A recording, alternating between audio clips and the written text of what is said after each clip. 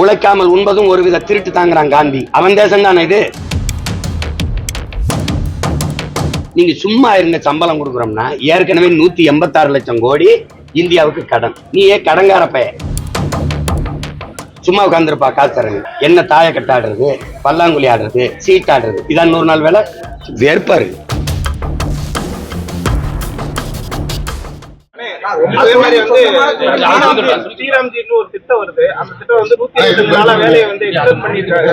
அதை எப்படி பாக்குறீங்க? 100 நாள் கொடுத்தது 125 ஆக்கிருக்காங்க. ஆனா அது திமுக எதிர்ப்பு தெரிவிக்கிறாங்க. நீங்க விவசாய நான் அண்ணன் இந்த திட்டத்தை ஏற்கல, 100 நாள் வேலை திட்டத்தை ஏற்கல. எங்களுடைய கோட்பாடு எப்படின்னா, மனித அறிவு, மனித உடல் வலிமை, இது ரெண்டையும் உழைப்புல ஈடுபடுத்தி உற்பத்தியை பெருக்கி லாபத்தை ஈட்டணும்.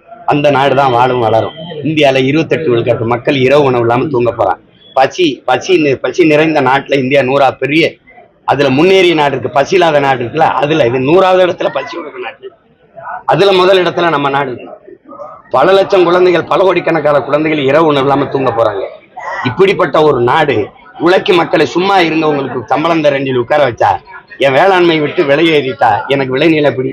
இந்த இடத்த விட்டு என் தம்பி போன உடனே வட இந்தியா அந்த இடத்துல நாத்து நட வந்துடுறான், அவன் கரும்பு வெட்ட வந்துடுறான், அவன் களபறிக்க வந்துடுறான். அப்ப தவிர்க்க முடியாத பணி தேவைப்படுது, அவன் நிறைச்சிடான். 1.5 கோடி வந்துட்டான். இப்ப இந்த சிக்கல்ல நாங்க என்ன பண்ணுவோம்னா, நாங்க ஒரு பதிவு வச்சுக்கிடுவோம். அந்த 100 நாள் வேலைக்கு இருக்கிறவங்கள வச்சுக்கிடுவோம். இப்ப நீங்க கரும்பு விட்டு ஆள் கேட்டீங்கன்னா எத்தனை நாள்னு இவங்களை அனுப்பி வைப்போம். நீங்க 500 ரூபா கொடுப்பீங்க, நாங்க 300 ரூபா கொடுப்போம். 800 ரூபாயோட எங்க ஆத்தாப்ப வீட்டுக்கு போவான். உழைப்பு அங்க ஈடுபடுத்தப்படும், உற்பத்தி பெருகும். அப்பதான் நாடு வாழும் வளரும். நீங்க சும்மா இருங்க, சம்பளம் கொடுக்குறோம்னா ஏற்கனவே 186 லட்சம் கோடி இந்தியாவுக்கு கடன், 10 லட்சம் கோடி தமிழ்நாட்டுக்கு கடன். நீ ஏன் கடங்கார பைய? இப்ப நீ உட்காரு காசு தரேன், 100 நாள் வேலை திட்டத்துக்கு சம்பளம் போட காசு வச்சிருக்கிய. இப்ப செவிலியர்லாம் ஏன் போராடிட்டு இருக்காங்க? நீ தானே பணிக்கு எடுத்த. கொரோனா நேரத்துல வாங்கன்னு தேவைன்னு சொல்லி கூட்டிட்டு வந்த. இப்ப தேவையில்லைன்னு தெருவுல போடுற. என்ன ஆச்சு இது? உனக்கு ஏன் அந்த பணி நிர்ணயம் பண்ண காசு இல்ல? அப்ப அதுக்கு காசு இல்ல. 100 நாள் வேலை திட்டத்துல நீங்க நட்டு வளர்த்த மரங்கள் எத்தனை, வெட்டிய தூர்வாரிய குளம் எத்தனை, சீரமைச்ச சாலைகள் எத்தனை, என்ன வேலை நடந்திருக்கு? உழைப்பிலிருந்து சும்மா உட்கார வேலைக்கு போகாத அப்படின்னா, உழைக்காமல் உண்பதும் ஒருவித திருட்டு தாங்கிறான் காந்தி. அவன் தேசம் தானே இது.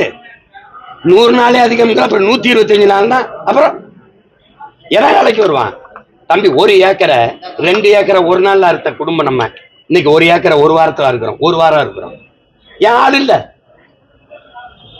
அப்ப இப்படி ஒரு நாடு எங்கேயாவது உலகத்துல பாத்திருக்கியா? வேலை செய்யாம இருக்கு ஆசாரன்னு. இந்த உலக வரலாற்றுல ஏதாவது ஒரு நாடை சொல்லு, எங்கேயாவது ஒரு நாடை சொல்லு உலகத்துல. சும்மா உட்காந்துருப்பா காசு தரங்க. என்ன தாய கட்டாடுறது, பல்லாங்குழி ஆடுறது, சீட் ஆடுறது, இதான் 100 நாள் வேலை. சொல்லுப்பா, கிளித்தட்டு ஆடுறது, இதான் 100 நாள் வேலை. வேறுபாரு.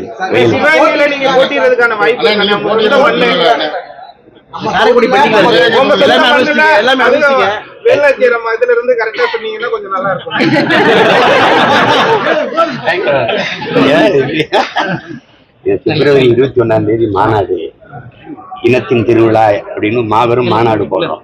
அந்த மாநாட்டுல 234 பேரையும் அறிவிச்சிருவோம். அப்ப அதுல நானும் அறிவிச்சுதானே ஆகணும். அது வர கொஞ்சம் பொறுப்பு.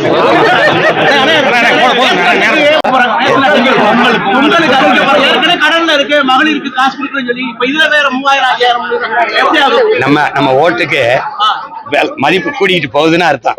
இப்ப தேர்தல் வரும்போது 5000 கொடுங்கிறாரு எடப்பாடி ஐயா. இவர் ஆட்சியில் இருக்கும்போது இவர் 2500 கொடுத்தாரு. ஐயா ஸ்டாலின் 5000 கொடுங்க. இப்ப 3000 கொடுக்குறாங்க. 3000 கொடுக்குறாங்க. மகிழ்ச்சியா பொங்கலை கொண்டாடிட்டு வாக்க விவசாயிக்கு போறது.